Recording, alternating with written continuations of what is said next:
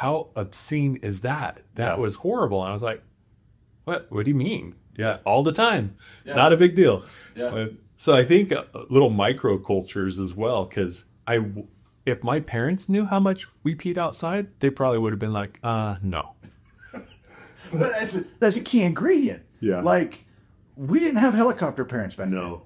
You know, so like, I think that was, I don't want to say it was the least of their concerns, but it wasn't at all a concern. Yeah. Because there's a lot of stuff that wasn't a concern. That's true. And it wasn't that they didn't care about us, it's that Boise growing up was a place where you could allow your kids to still go and be. I mean, think about all the hours that we were on bicycles, all the hours that we were just out and about.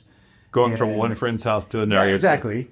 And my mom didn't know where we were at any given moment. She knew we were out playing. She wasn't, she wasn't back in the bedroom passed out or something. Right. But we had that liberty to go play.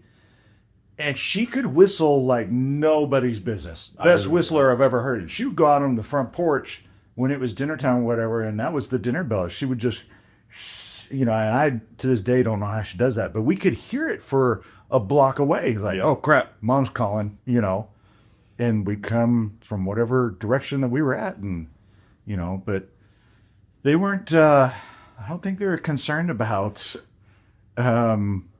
I don't know, man, Casey and his friends are out peeing in the backyard again, because like that was just whatever. They're boys being boys. That's right. Now maybe if there were girls in the family, I didn't have any sisters. Maybe if there were girls in the family, it would have been a completely different dynamic. You didn't have sisters. I didn't have sisters. So like I know that when I got married, my dad had to change some of his habits and stuff. Okay. Because suddenly there was a daughter in the house. Right. So sitting around in his underwear was not acceptable anymore. Yeah. I know what you're talking about. So maybe it wasn't so much growing up Idaho. Maybe it was growing up sisterless. I don't know. That's interesting. It would be fun to get Chad and Danny on. Yeah. Just see what their perspectives were. Because you're right. When I got married, I was the first one married in my family. And it was odd the amount of change my dad did in such a short period of time. Yeah. Where I was like, oh, well, okay, that makes sense. I didn't think about that because I had just grown up used to